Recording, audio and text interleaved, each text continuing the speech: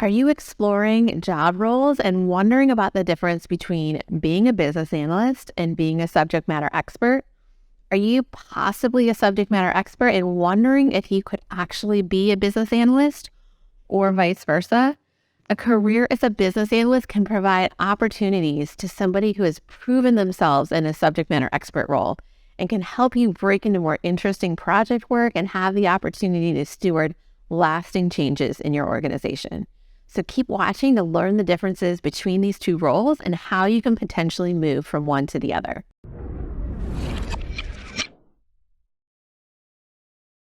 Hi, I'm Laura Brandenburg with Bridging the Gap, where we help you start, succeed, and excel in your business analyst career with weekly videos on business analysis tips and techniques.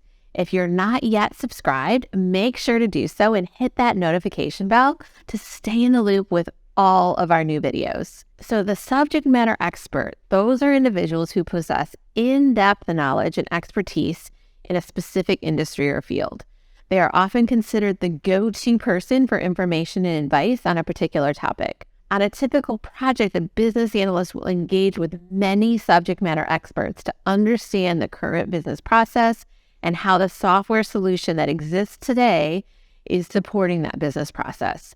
The SME, or subject matter expert, may also provide input into the challenges that they're facing with their current processes and the solutions that are in place, and they may advocate for specific changes that they want to have put in place to support them in their department. The SME may also take on a leadership role with their department throughout the project, training other department members on the new processes and technology and being the facilitator of change within their team.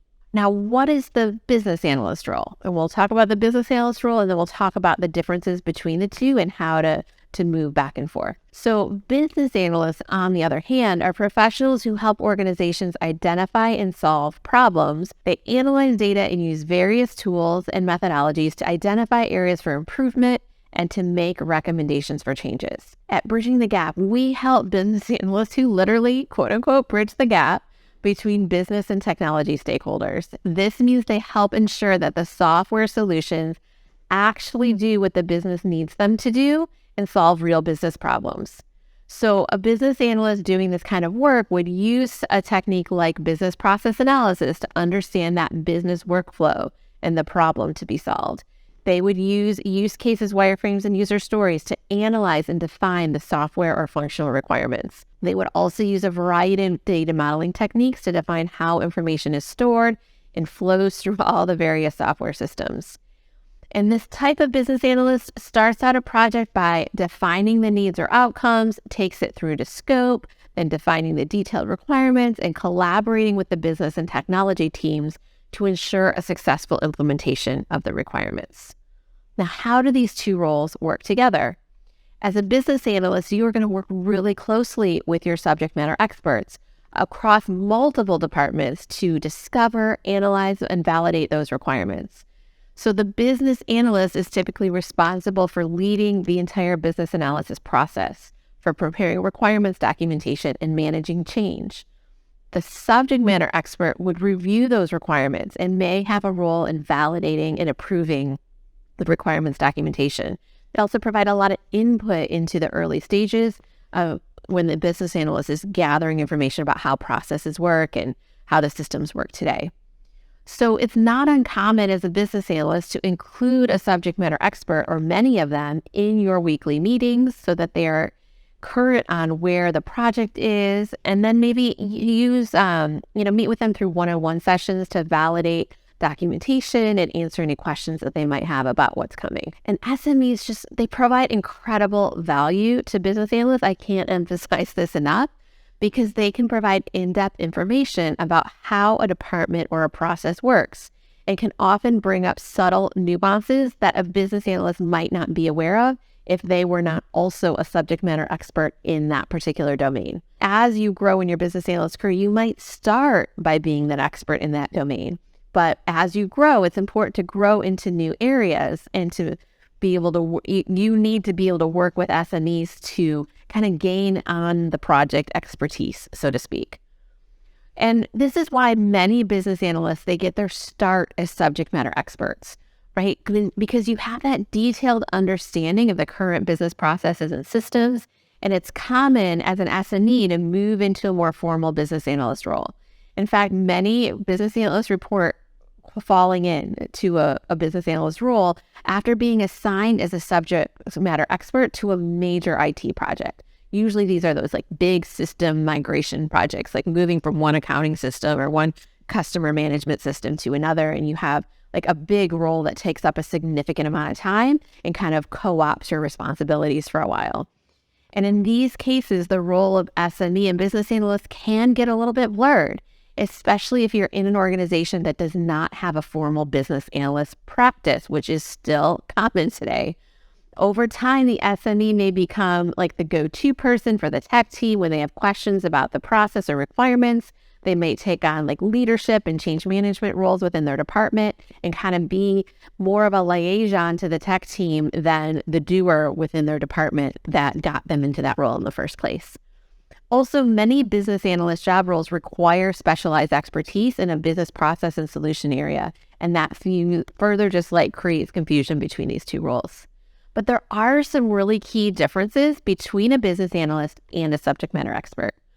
So while SMEs tend to focus on their field of expertise, right, their domain, the work that they do within the company or have historically done within the company, a business analyst will focus on the organization or project as a whole and the role of the business analyst, as we've discussed.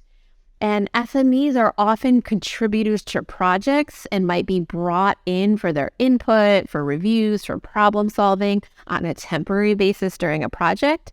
The business analysts own that requirements process for the entire project, which may impact multiple different departments and have multiple different subject matter experts, and then typically fulfill that business analyst role. That is their full-time role or their contribution to the company. Another difference is that once the project is done, the SMA would typically go back to their like quote unquote regular job using the systems or executing the processes that have been defined. And the business analyst will go on to work on a different project or initiative as a business analyst. So if you are an SME or subject matter expert and you're looking to move into the business analyst role, here are a few quick tips that can help you get started. And these come right from my book, How to Start a Business Analyst Career. There's a whole section in here on how to move from a business-focused role into more of a business analyst role. And for those of you who might be techies, there's also a whole section on how to move from a more technical focused role to a business analyst role, because we see people come from both of those backgrounds. So just a few of the things that I share in the book are to share your career intentions with the business analysts you work with, right? And offer to support them in business analysis activities like capturing meeting notes, documenting requirements or updating their requirements, or engaging with your department. Just like anything I can do to help, just let me know. I'd be happy to support you. And then also be looking at starting to analyze your department's processes, even if this is not needed for an active project.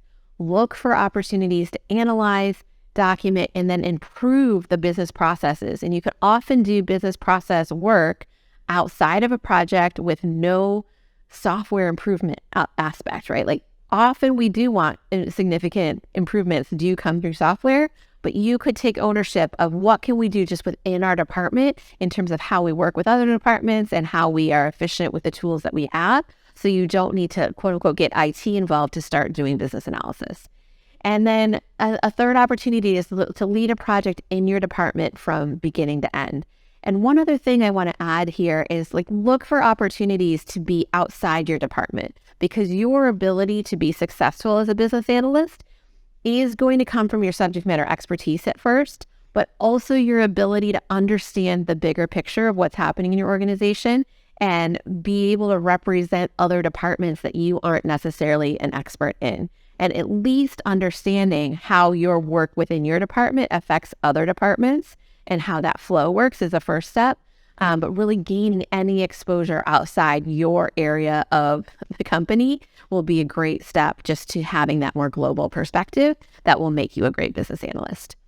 So if you are a subject matter expert looking to move into a business analyst role, or a business analyst with a lot of subject matter expertise and kind of wondering where you want to go next in your career, you will want to check out our absolutely free Quick Start to Success workshop. So in that workshop, you will learn more about the business analyst career path, as well as the details of our business analysis process framework that gives you a guide to how a business analyst would approach a project. So click the button on screen to sign up for that for free. It's completely free today. And then one thing to remember is that you probably already have a lot of the skills that business analysts need to have. These are also known as transferable skills. So click the video on screen now, and I will walk you through the different qualifications that business analysts need and how to know if you actually already have them so you can be more confident in your business analysis career goals.